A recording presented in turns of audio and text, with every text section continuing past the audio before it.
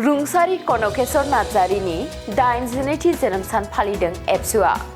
क'क्राझार जिल्लानि सेरफांगुरि पुलिस थानानि गोमोबिल गामियाव 1943 मायथाइनि 2 जानुवारियाव जोनोम मोनदोंमोन रुंसारि कनकेश्वर नार्जारिया। बर' माहारिनि मोनसे सिनस्रि आफाद एबसुनि गिबिसिन गायसनगिरि आरो गिबिसिन गाहाय नेहाथारि महरै बिबान लानानै बर' माहारिखौ दैदेनबोदोंमोन रुंसारि कनकेश्वर नार्जारिया। रुंसारि कनकेश्वर नार्जारिया 12 अक्ट'बर 2003 मायथाइयाव बे बुहुमनिफ्राय आनज्रायलांदोंमोन। रुंसारि कनकेश्वर नार्जारिया एबसुनि गायसनगिरि गाहाय नेहाथारि हाबा मावनायजों लोगोसे बिएसिनि गाहाय मावफुं सोद्रोमाबो जादोंमोन। बुंनो हायोदि गेदेमा नार्जारिया सासे राजखान्थिगिरिबोमोन। 1999 इं मायथाइयाव Jawaharlal Nehru life time achievement बान्था मोननो हादोंमोन गेदेमा रुंसारिया। गेदेमा रुंसारि कनकेश्वर नार्जारिनि मावथाय आरो बिहोमाखौ मुलुगाव गोजोर खालामनो आरो इयुन जोलैनो मिथिहोलांनो बेनि जोनोम सानखौ एबसुआ बोसोरफ्रोमबो गोसोखांथि सान महरै फालिबोबाय थादों। बेबायदिनो देग्लायबो रामफलबिल दखरा एबसुनि बेन्दोङाव थानाय आथियाबारि तिनिआलियाव थानाय गेदेमा नार्जारिनि गोजोर गोसोखां मुसुखायाव रुंसारि नार्जारिनि 82थि जोनोम सानखौ मेहेरगोनाङै फालिदों। बे हाबाफारियाव एबसुनि आफादगिरि दिपेन बर'जों लोगोसे एबसुनि गुबुन गुबुन बिबानगिरिफोराबो बाहागो लादों। लोगोसे एमएलए लरेन्स इस्लारि, एमएलए जिरन बसुमतारी, बड'लेण्ड मुलुगसोलोंसालिनि रेजिस्ट्रार डक्टर सुबुं बसुमतारी, फरायसालिमाफोरनि गोरायुं बिबुंगिरि, जिल्ला बर' थुनलाइ आफादनि दैदेनगिरिफोरजों लोगोसे गुबुन गुबुन आफादफोरनि दैदेनगिरिफोराबो बाहागो लादों। हाबाफारियाव गेदेमा रुंसारिनि आंगो बिसि हिराबाइ नार्जारिजों लोगोसे अनजालि फिसाजो आरो फिसाज्लाफोराबो बाहागो लादों। दतमायाव खुंजानो गोनां एबसुनि बोसोरसालिया जथुम्मानि थान्दैमेलनि गेजेरजों रुंसारि कनकेश्वर नार्जारिनि मुङै मोनसे बिमुं फोसावगोनखौ बुंथिनायजों लोगोसे हाबाफारियाव एबसुनि आफादगिरि दिपेन बर'आ माखासे गोनां बिबुंथि होयो। दुलाराय बर' फरायसा आफाद जे मिरु आफादखौ दानाय जादोंमोन 1967 15 फेब्रुवारियाव। बे समाव बानेश्वर बसुमतारी, आथिखालाव जों मुगानि आगदारि बिथांनि बिमुं होदों, बिथाङा आफादगिरिमोन आरो कनकेश्वर नार्जारि बिथाङा गाहाय नेहाथारिमोन। दा मिरु आफादनि बिथांमोना गिबि आफादगिरि, बानेश्वर बसुमतारी आरो कनकेश्वर नार्जारिया गिबि गाहाय नेहाथारि। मानो होनना बुङोब्ला 1966 मायथाइयावनो बा बिनि सिगां समाव गवालपारा जिल्ला बर' फरायसा आफाद, गवालपारा डिस्ट्रिक्ट बड' स्टुडेन्टस इउनियना जिहेतु दंखायोमोन आरो मिरु आफाद दानांगौनि गोनांथिखौ गवालपारा डिस्ट्रिक्ट बड' स्टुडेन्ट इउनियननि बै समनि दैदेनगिरि बिबानगिरि मावथिफ्रा आरो बर'नि सानसुमैफ्रा बयबो ज' लोगो नांलायनानै गोसोखांलायनाय जादोंमोन, सानलायनाय जादोंमोन जे आसाम नाङैनो बा बर'आ जेराव दङ दुलाराय बर' फरायसा आफादखौ बेयावनो जोङो दाफुंनानै हारिनि सानथौ सानस्रि, थामोनथा रैखाथि, माहारिबादनि आरो हारिया जिखिनि जेंना जेंसिजों मोगा मोगि जानांदों बिनि सुस्रांनाय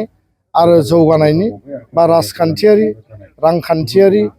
बा सोलोंथाइ बिथिंजों आरो संबिधानिक अधिकारफोरखौ जोङो मोनफुंनांगोन देशनि नागरिक हिसाबै। बेबायदियैनो दुलाराय बर' फरायसा आफादखौ जोनोम होनाय जादों आरो दिनै बे गायसननाय जि मिरु एबसु बिनि जि गिबि गाहाय नेहाथारि कनकेश्वर नार्जारिनि दिनै 82थि गोथार जोनोम सान आरो दिनै 2 जानुवारि 2025 प्रत्येक बोसोराव जोङो बिथांनि जोनोम सानखौ जों गाजा गोमजायै खुङो आरो दिनै बेयाव जोङो दुलाराय बर' फरायसा आफादजों लोगोसे जोंनि आगुनि आथिखालनि गासै मिरुनि जिल्लानि दखरानि गोबां दैदेनगिरि बिबानगिरिफ्रा बिथांखौ मान होनो थाखाय, बिथांखौ श्रद्धा खालामनो थाखाय, बिबार बावनो थाखाय बयबो बाहागो लादों।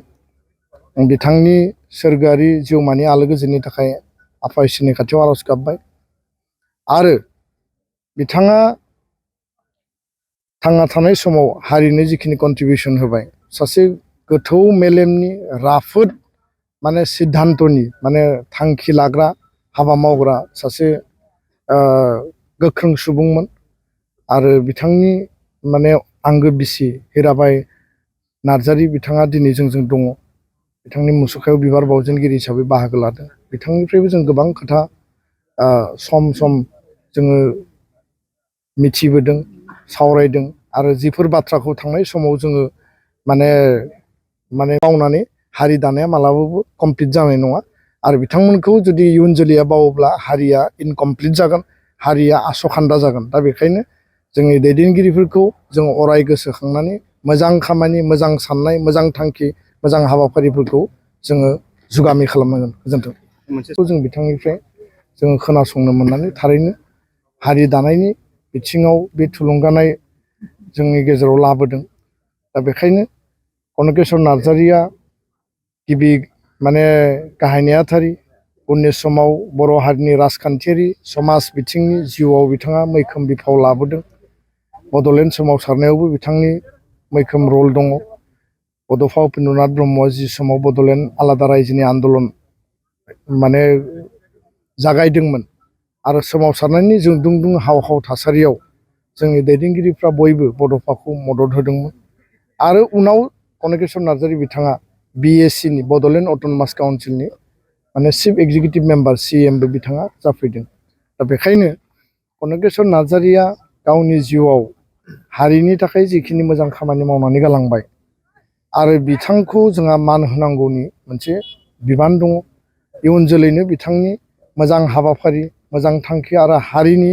बावसोमलांनायनि जिखिनि बिथिंफोर दङ थैस' थांस' हारिखौ मोजां मोनग्रा हिसाबै इयुन जोलैनो जोंहा मिथिहोनांगौ खिन्थानांगौ दङ आरो बेखायनो नैबे जि दिनै थावनि बे कनकेश्वर नार्जारिनि बेयाव मुसुखाखौ थांनाय बोसोराव बेखेवनाय जादों समायना मोनसे मुसुखा बेयाव गायसननाय जाबाय दुलाराय बर' फरायसा आफादा खावलायनाय बायदि बिटिआरनि मानगोनां शिब प्रमद बर' बिथाङा बिथांनि इनिसियेटिभआव आरो MLA लरेन्स इस्लारि बिथांनि मददआव गासै जोंनि एबसुनि मददनि गेजेरजों बेखौ जोङो बिथांनि मुङै गायसननो हाबाय मोनसे गिलिर बिबान जोंहा दंबावो आं दिनै बेयाव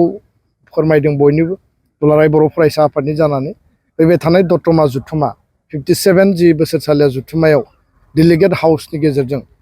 कनकेश्वर नार्जारि बिथांनो जोङो बिमुं होनायनि थाखाय जोंहा जि कमिटि दानानै दङमोन बे कमिटिया बे नामखौ फाइनाल खालामनानै जोंनो होगोन आरो बेयाव पपुलार हाउसआव जोङो कनकेश्वर नार्जारिनि बिथांनि मुङै बा बिथांखौ मान होनानै जोङो बिथांनो मोजां मोनसे बिमुं आरो टाइटेल जोङो होगोन दा बेखायनो हारियाव जायफोर